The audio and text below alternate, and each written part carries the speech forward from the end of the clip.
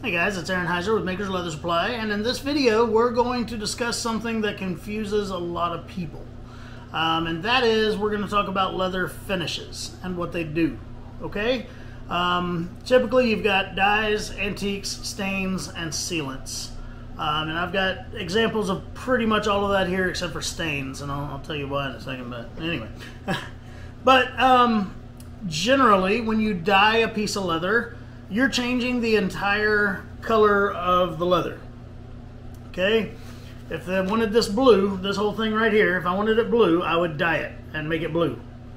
You could paint it, but dye is a better option. Anyway. So, that's what dye does. Dye changes the entire color of leather. It introduces a pigment to the leather that soaks into the leather and changes the color. Okay? Now there are two main types of dye. One of them is going to be like alcohol or solvent-based dyes, and the other one would be water-based dyes. Water-based dyes, while they're chemically more friendly, I guess you could say, they don't do as good of a job. I'm not saying they're a bad product or whatever. I'm not bashing water-based dyes, but the chemicals in solvent-based dyes, alcohol-based dyes, help penetrate the leather and get the pigment that you need into the leather. When you're talking about a water-based dye, it pretty much just kind of sits on top of the paint or of the leather, almost like a paint. And so therefore, I personally have just not had the experience with water-based dyes that I have with the solvent-based. I haven't had the good luck with it. So like this thing right here, all the blue you see, dyed, okay? And then where you see where it's lighter color blue, that's actually just a lighter color of dye right there. Did two different colors. I did the light color and then did the darker color.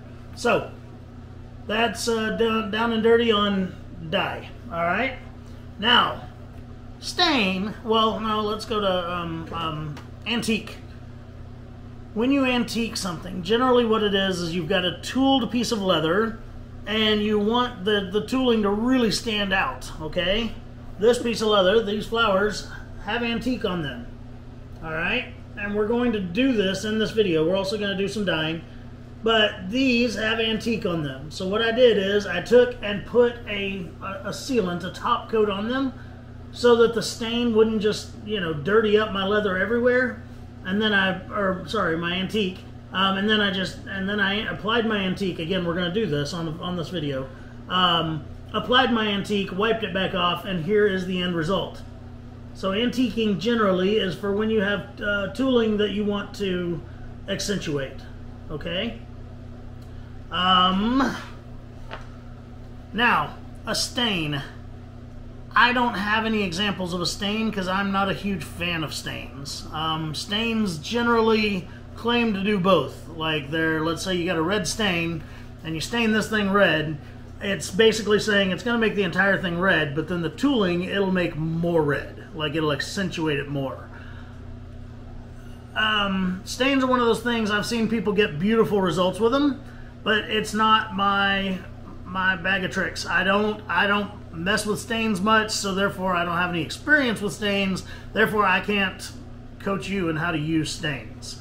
I've just never been a fan. It's not my style. Everybody kind of gets into their own groove, their own style of doing things, their own look of their leather projects, and that's not mine. So but that's what a stain does. Just about every stain I've ever seen is a water-based product. That's one of the reasons I've never gotten into it, because again, I've not had a lot of luck with the water-based dyes. But anyway, again, I am not knocking it. I'm not saying it's a bad product. I'm just saying I don't use it. Okay, then sealants and top coats, okay? So generally, if you're going to top coat or seal a piece of leather, you're trying to help make it dirt and water resistant, okay? Leather and water just don't go together. They never have. There are a few products you can use to really waterproof some leather. One of them's an Angelus product. It's like a silicone-based stuff. You can put it on any piece of leather. And once it soaks in there, like, the leather will come back to its normal color like this. But then, I mean, you can spray it with water and the water just beads off. It is some really cool stuff.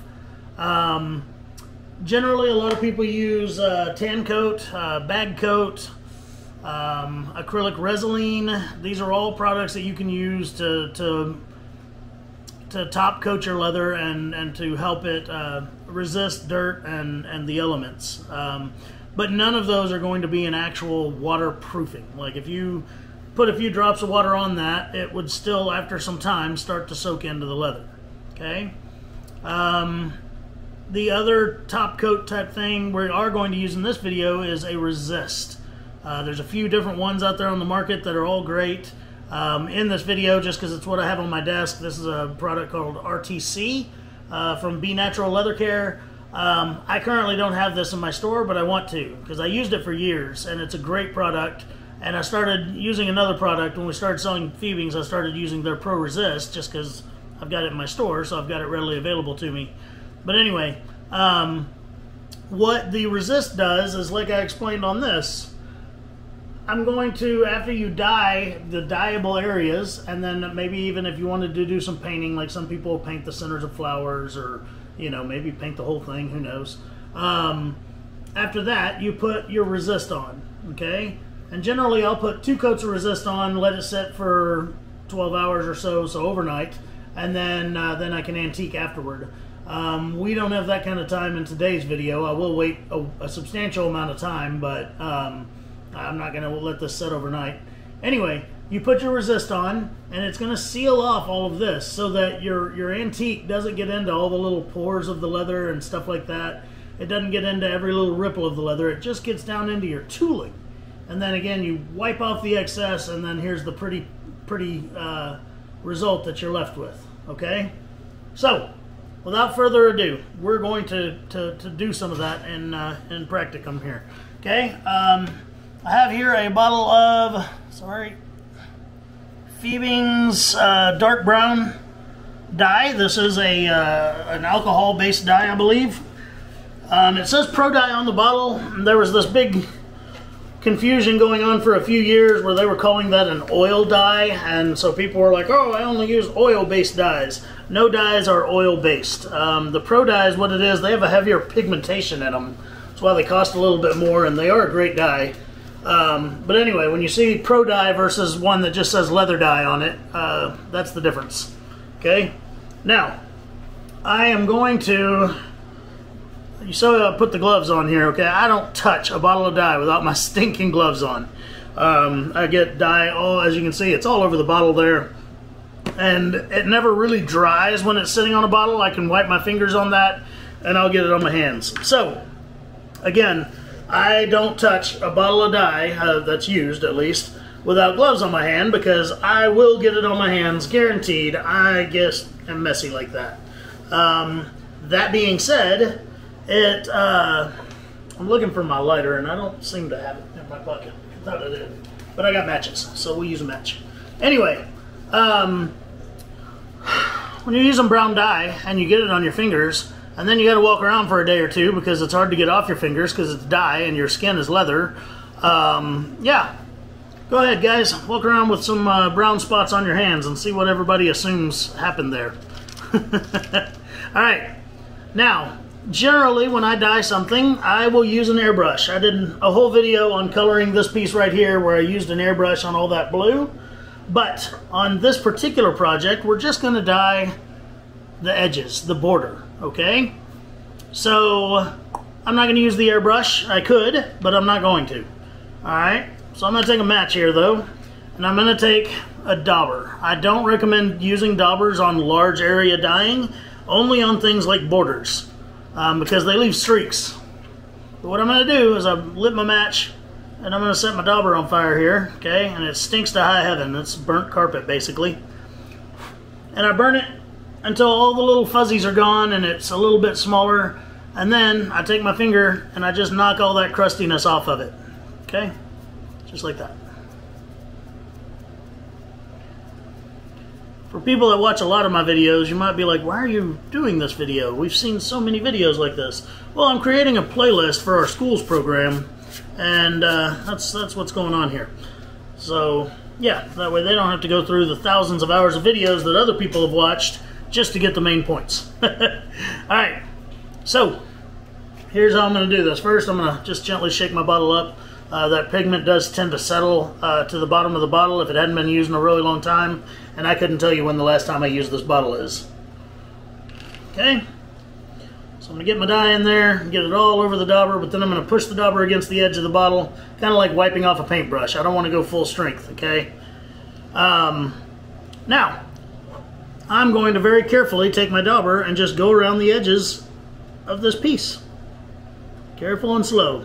If you notice, I have a piece of cardboard underneath it because I don't want dye on my desk.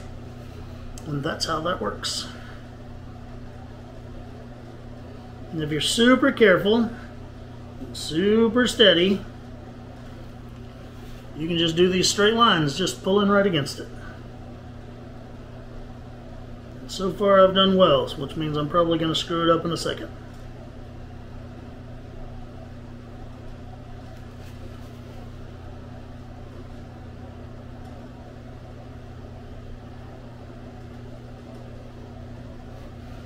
Alright, and there's all the dye I'm going to do on this whole project right there. Just that little border, okay? But that gives you an idea of how dye works. Again, it changes the entire color of what you're trying to dye. Okay, so I'm going to let that dry, and once it's dry, we're going to put the RTC on it. So we'll be back then. Alright folks, about 10 minutes has gone by. This alcohol dye dries pretty quickly, especially if you airbrush it. I've always said, basically the minute you're done airbrushing, it's dry and safe to the touch. Now, usually when you dye something, you can go along with a piece of cloth and just kind of buff the dyed area, and any pigment that was just sitting on top of it there instead of soaking in is going to get buffed off, and that's good. And if you notice, like, since only the border is dyed, I didn't wipe it this way because I don't want any of that pigment to get rubbed onto the rest of my project. Yeah. So the very next thing we're going to do is apply some of this RTC Resist. Super easy to do. I'm going to get it on a scrap of t-shirt that I've got here, and I'm just going to wipe it on. Okay, and I'm going to make sure that the whole thing gets coated with it.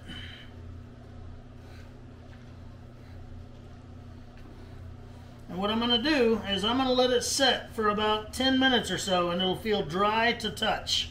Okay?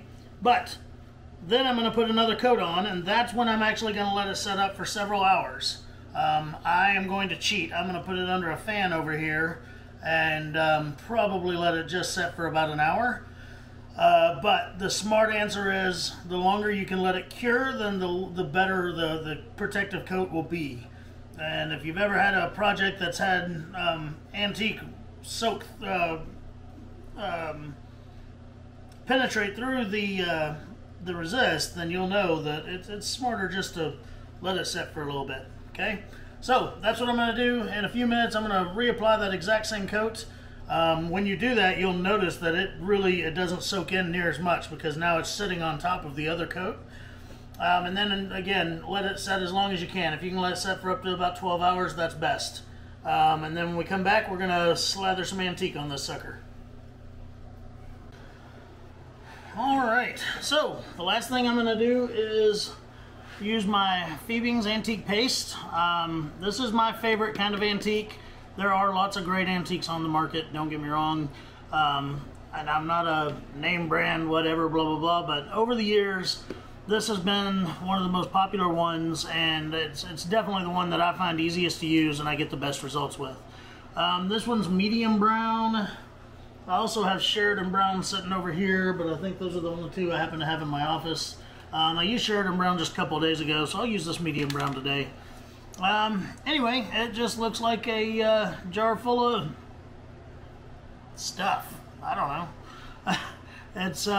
It is a paste, okay? To apply it, you can use like a scrap of towel is one of my most popular things to use. I happen to have a little bit of sheep's wool here, so I'm going to use that today. I do like using sheep's wool, but it's not exactly the easiest thing to get a hold of. But anyway, I get a big old glop of it on there, and then I just start rubbing it in circles all over my project. Now, when I did the tooling, the stamping on this, I left the tape on the back of it, and this is why. Because as I do this, this gets all over my work surface here, and then my thing is going to move around. And since that tape's on the back of it, it's going to protect the backside from getting too much or getting antique all over it. Because once you get antique all over the back of your project, then you absolutely should line it, because it'll be ugly and spotty. We don't like ugly and spotty. So here it is. I got it all over the place. I just wiped it on there real good. You're not rubbing hard. You're just wiping it on. Okay, and you want to make sure it gets down into all the little cracks and crevices of your tooling. And then I'm going to take paper towels, regular old paper towels, fold them up. Okay, and I'm just going to wipe straight across the top, just like that. Okay, I'm going to do it a couple of times here, maybe even a couple of directions, and I'm just going to make sure that all the excess has come off of it. And there we go. Check that out.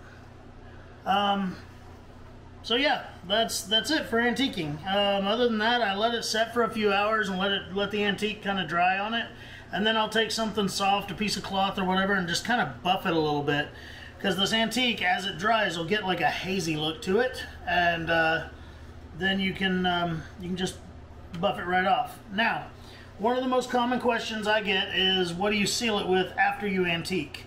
The answer is anything. You can seal it with absolutely anything you want, to include nothing. Generally, I don't like to reseal after my antique, because I don't like things that are shiny. I don't like leather projects that are shiny, and the more coats of sealant and stuff like that you put on something, the shinier it's going to get. Okay?